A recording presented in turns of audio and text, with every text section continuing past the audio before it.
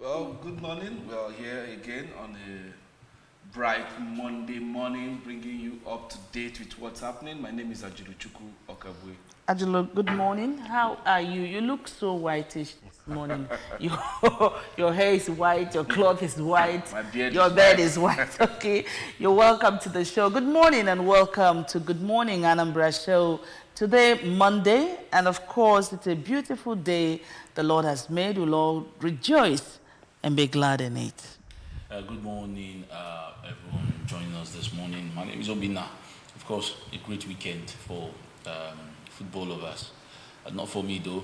My team breaking my heart, doing well in Europe, and not doing well locally and all that. But it's a great weekend, totally. All right, by the way, it's the 12th day of May 2025. Let's begin the program with a press review.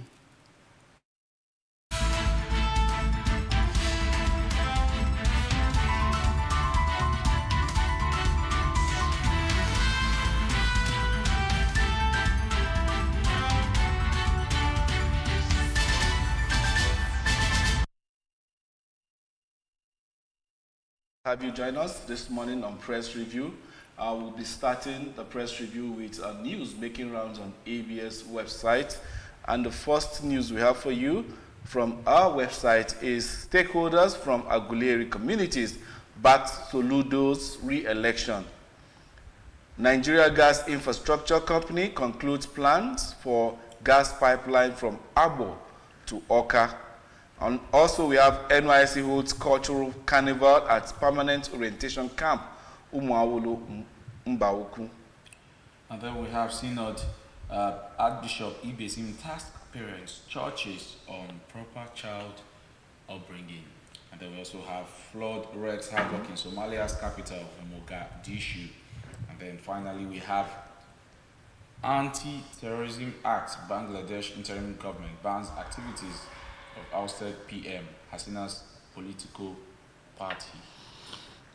All right, a lot of stories making their headlines on ABS website there. I don't know, Aguleri communities backs the Soludo's re-election. I don't know whether it's because of what happened last week in the state. And of course, if not for any other thing, people were meant to see what the government has done and are still doing in the state. Or do you think otherwise? A lot of things have been going on in the states, infrastructure-wise, basic infrastructure, roads being constructed, a whole lot of things. So it's not just the president coming to the state. Of course, a great development, trending so much. It was very loud all over the social media. Lots of commendations coming in. Of course, also critics. In fact, personally, I said I'm going to that government house today to take a shot myself. I want to feel it, I want to, first-hand information. Let me be there, take some shots, and show that actually it's happening it's behind us here. For some reason, it have not been there. But I hope to go there before I finish this work today. Yeah, my own interest in the news on ABS website will be ASU worries over lack of inclusiveness, transparency, accountability in governance. And this is very, very apt, sincerely speaking. This is just what it is that we are facing. When you summarize these things, you just find embedded in this thing, corruption. Because that's only where you find lack of inclusiveness, lack of transparency, and lack of accountability. They are all sinister moves that breed corruption. All right, the Archbishop Ibezim's wife, Archbishop Ibezim himself, tasking parents and churches on proper child upbringing. I think this is very apt.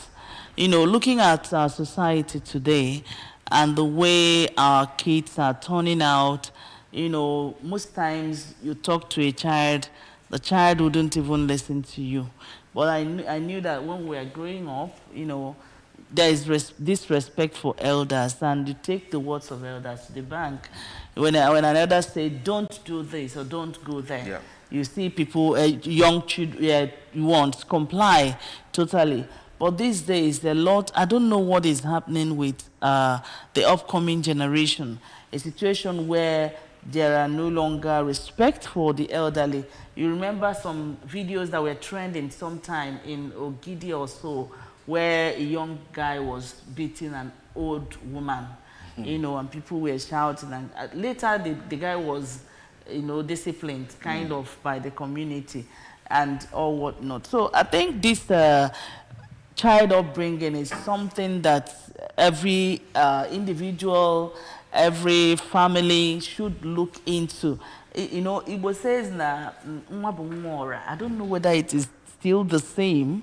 You know, It is no longer, because parents now have built high walls, you understand, prison high walls, you know, preventing their children from, I mean, what's happening in the larger society, either for fear of molestation, society as the decadence in the society, and a whole lot. But as kids growing up, we used to have this liberty to go to our neighbor's place, irrespective of who is who. You even go as far as eating in people's houses, you understand, back then. But these days, every child is in his father's house, in his mother's house, watching DSTV, watching GoTV, playing video games, no longer playing soccer, football in the open fields like we used to have.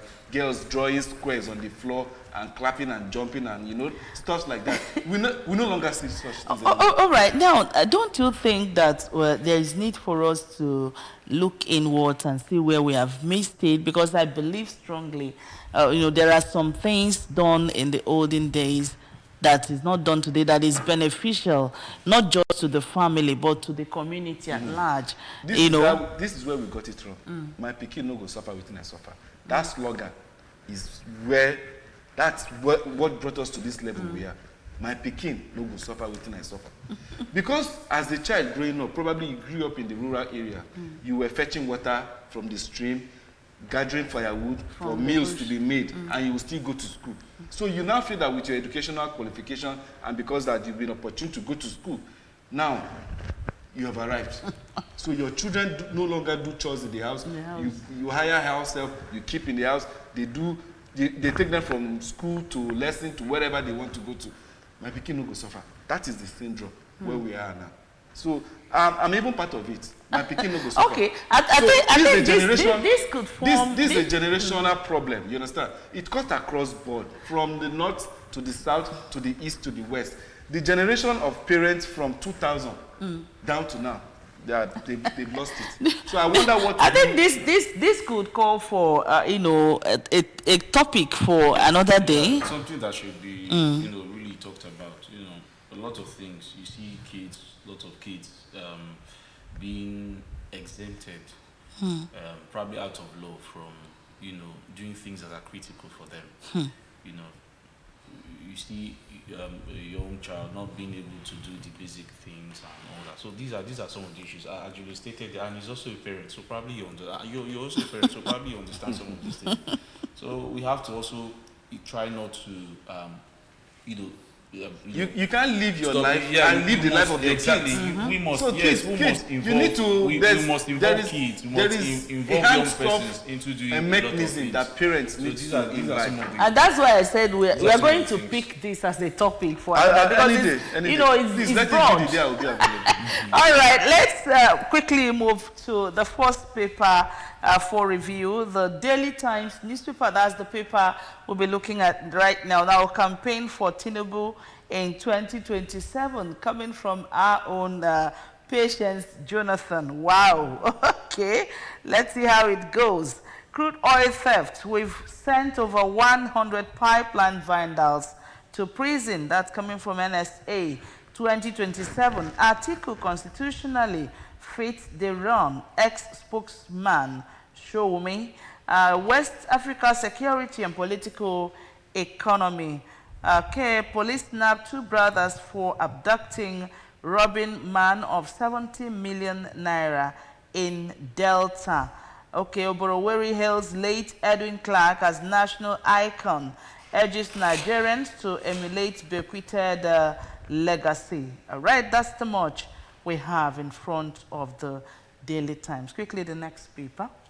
And on the Punch, we have Rivers Emergency Rule. Federal government taps ex-AGF. 11 stands as Supreme Court battle looms. And a kicker to that, we have Supreme Court may release hearing dates today. PDP governor's legal team prepares as AGF says governors forum lack local standing. And then we also have on the Punch, PDP installs new BOT members as governors map party direction. Federal government makes U-turn and endorses Senate Security Summit. And that's on page 2. The White Jonathan won't run against Tinubu in 2027. This is coming from the wife of the former president of the Federal Republic of Nigeria, Patience.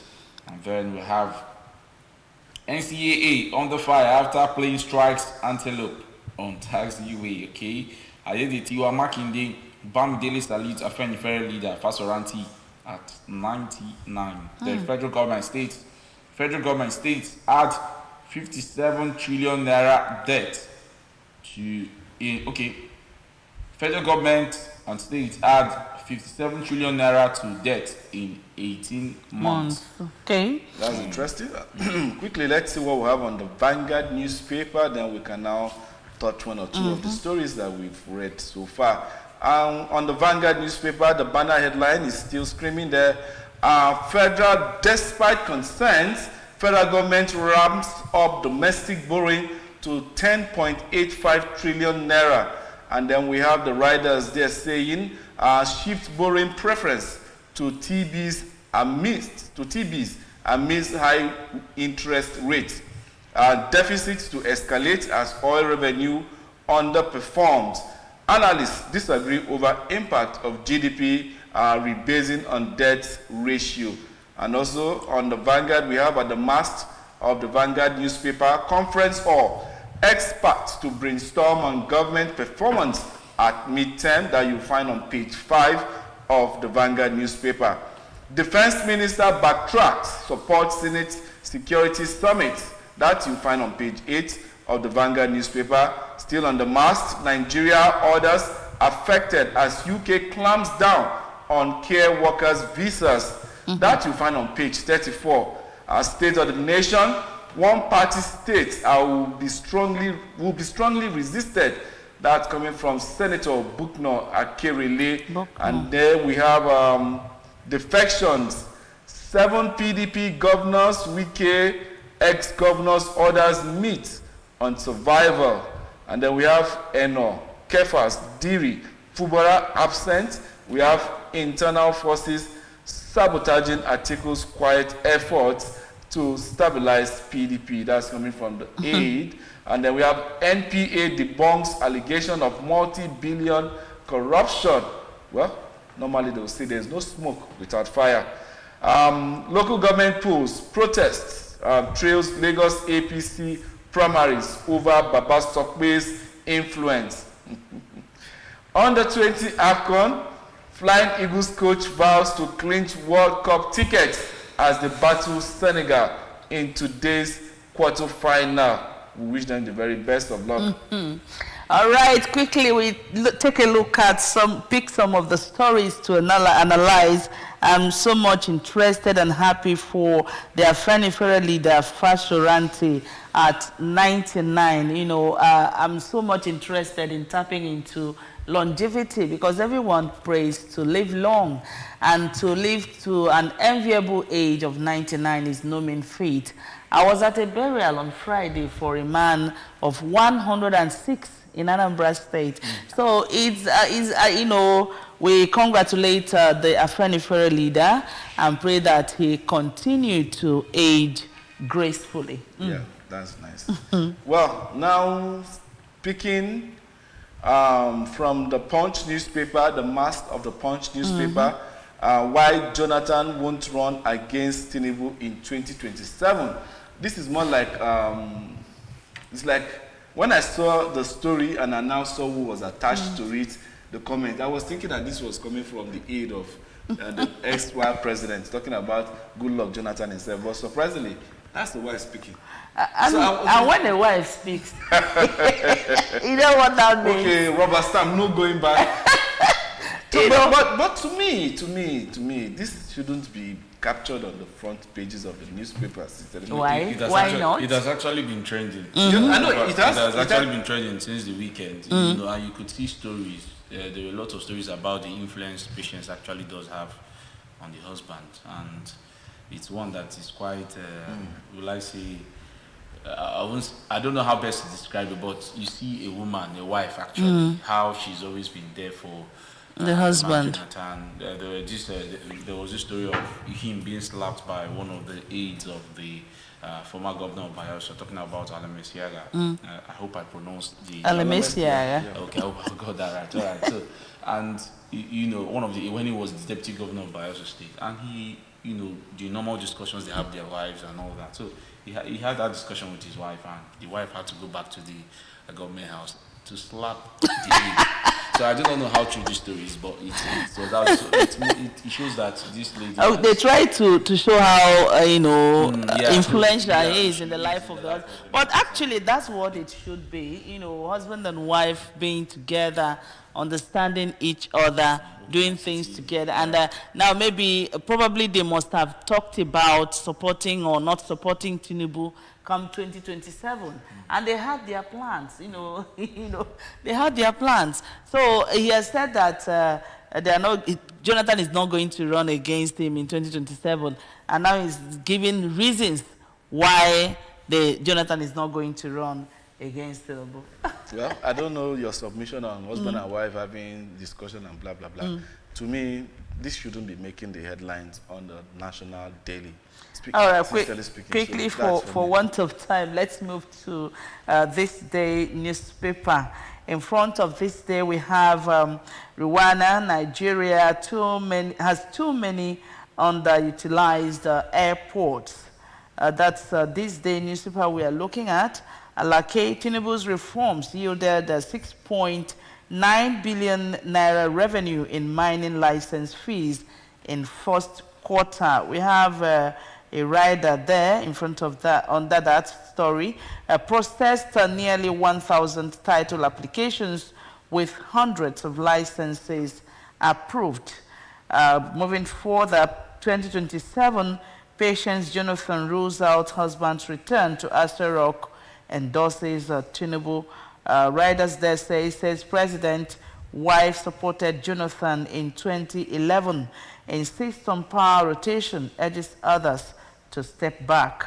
And now Tinubu hosts political stakeholders from Kebbi, Sokoto, and Zamfara. That's the picture in front of the paper. Now, NSA vows prompt prosecution of vandals, oil thieves, as PINL meets stakeholders. Now, the next paper. That's the blueprint, and on the blueprint we have 2025 UTME mass failure indicative of system collapse according to experts. And then parents, and the kicker to that, parents, teachers differ over social media influence, innovations working, exam malpractice, headache, that's coming from JAM. Professors Forum fingers poor preparation and infrastructure, right? And then we also have troops, Kom Kainji Park, arrest 12 Mahmuda terrorists. They also have news. Nigeria leaps to medium HDR in 2025. This is coming from Rwanda. And then Fidelity Bank grows profit by 167.8% first quarter 2025. Sports on the 20 AFCON. Senegal will be tough. This is coming from Zubairu. And then I won't take Blueprint Award for granted. This is coming from Governor Rada of Katsina. And then we have 2027, I have no villa ambition. It's my turn to campaign for Oluremi Tinubu. Okay, so these are the major. Oluremi Tinubu vying for what? That's when you allow women to be your spokesperson. Okay, quickly. That's what you get. The next paper for review this morning is the Guardian newspaper.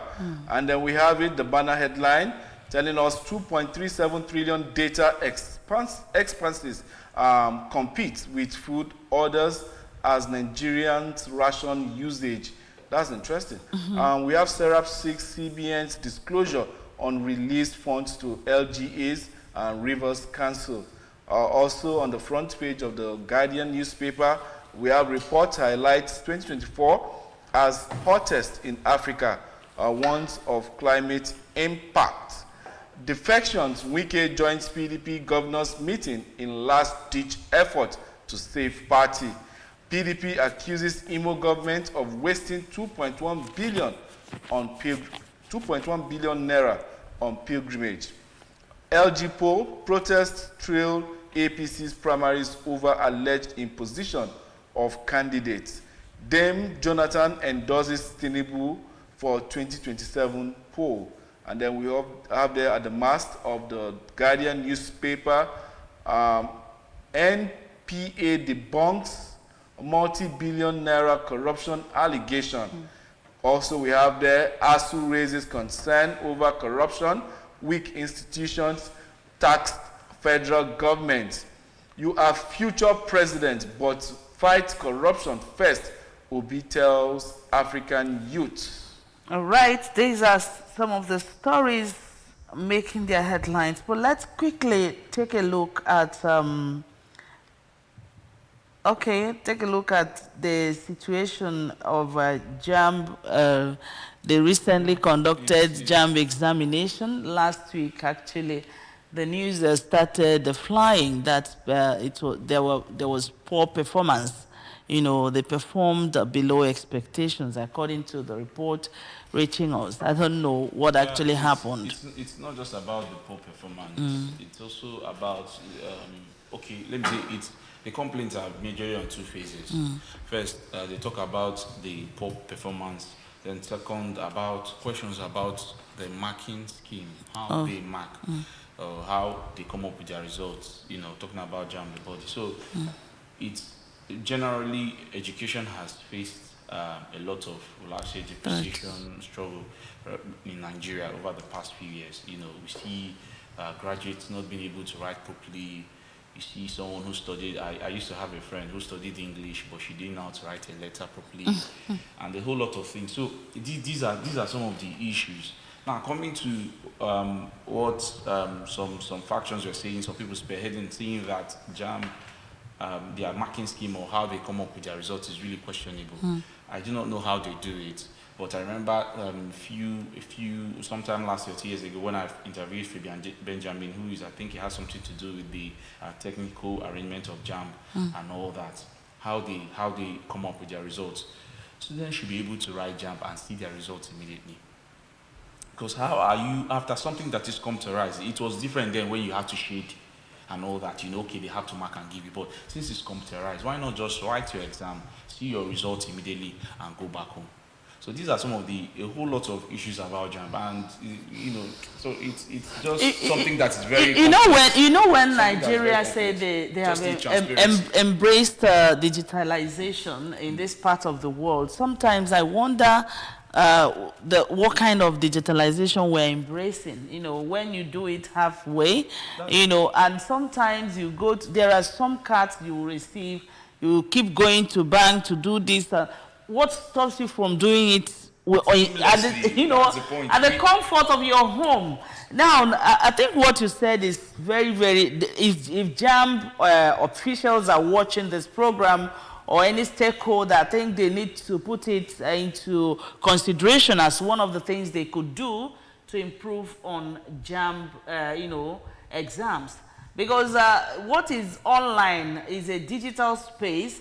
You should be able to, once you click your answers, at the end of it, the thing brings out your result. You can even snap it, or write it down before going home. Later, you can now get your sleep. Sincerely speaking, we all seem like a confused bunch in this part of the world.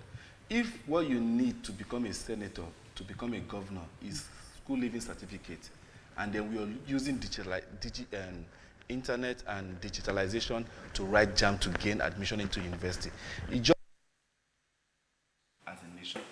Sincerely speaking, this issue of CBT should be scrapped and let JAMB be the same way we used to know it. You go to the post office, you buy your JAMB, enter it the normal way we used to be. Now, things are really changing. It's actually more expensive. Are dumping internet into going to the way we used to teach. No. Sweden has gone on that route. England currently has, because they say that what is it called? Survey has shown that kids are no longer doing well because of the so many distractions the internet brings. So now, doing your jam stuff side by side, your internet proliferation that we're all having it now, will make the children much more less focused on academics, and more distraction on that. Well, you know. So now, coming to what JAM are saying now, it's a two-way thing. Okay. The people that are formulating this thing in JAM, you don't need to catch up with the technology when you don't have the means to actually grab into that technology. It's like jumping into the river and trying to swim against the tide, and that is what we are doing in this particular. All right. Now, personally, I don't believe that our children are daft when it comes to education. They are not. No, I know, but you know, some people say that kids no longer study. They are no longer. Children are more intelligent now than before because of, you know, even. Really now, okay, I believe that JAMB or UTME, if they would tell themselves the truth, you know, people are coming to talk about what happened. Parents are differing. Teachers are different over social media influence. Then innovations working, exam malpractices, headache. Exam malpractices have been there over the years. Even when I wrote exams, I saw exam malpractice. Now, professors throw on fingers, poor preparation, infrastructure. That could be other reasons, because I've seen a child that wants to read medicine. She went in to write her JAM and saw music in one of the, you know, the exams that she's supposed to write. And of course, the girl did not enter school that year because of that problem.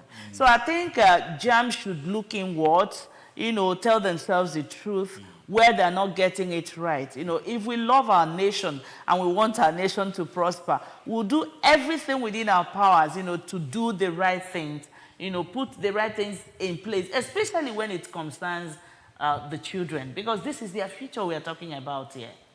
And then finally, we must look at the decline in education in Nigeria. It's the basic, because when we give our children quality education, I believe it will arrest this situation with the JAM, not just JAM, but other exams. All right, let's quickly look at the last paper, the Daily Trust, before we wrap up the show. Ganduje under fire, one-party state, over one-party state comment. We have a rider there, Ohaneza, Fenifere, NNPP, Fagi, others react. And I'm not desperate to return as Rivers governor coming from Fubara. A leadership crisis rocks Katsina Varsity again. Nigeria, Senegal in win a boost AFCON on the 20 quarterfinal clash. And we also have other stories. Okay, I think that's, okay, we have this story. Arms worth trillions of naira in Boko Haram's hands, coming from Rep. Now, how to track, how truck crushed ex-varsity VC's children to death. Oh, this is a very pathetic one. Benue 159 killed in 40 days as fresh tax claims 23. Jonathan's wife rose out, returned to Aso Rock, backs at Tinubu. All right, let's quickly take one or two stories from here as we wrap up the show right now. Interesting. Arms worth trillions of naira in Boko Haram's hands. That's coming from the Rep. And what is he doing? I think I saw the video of this where the Reps was actually expressing his fear and disgust, and then probably the fact that the military apparatus of this country has not been called to question based on what's been happening in different parts of the country. No, there's no part of Nigeria where you can sleep and close your eyes, you understand? So there is every need for us to actually know. You saw the latest one. And my own is enough of talking in this country. You know, you're a House of Rep member. That's what the Rep member was saying. Okay, enough of talk. We should be proactive, go into action and see what we can do to retrieve those arms. You know, the information is that you know that this number of arms are in the hands of people that are not supposed to possess the arms. What are you waiting for? You know, in going, putting action into place and, of course, getting the arms back. Now, a very pathetic story we saw here, how truck crushed ex-varsity students' children. It's a very terrible one, and I wonder what actually happened that it is not just a child, but children. All right. You have a comment before? No, nothing. Just the security issues. Nothing. It's just heartbreaking. We go to the Midwest. We go to the what's it called? The north central part of the country was in Benin during the weekend, and I was discussing with somebody from Benue, and it's heartbreaking what is happening there. All right. And sometimes when they tell you, you think it, you don't believe it. Sorry, we can't go further because of our time.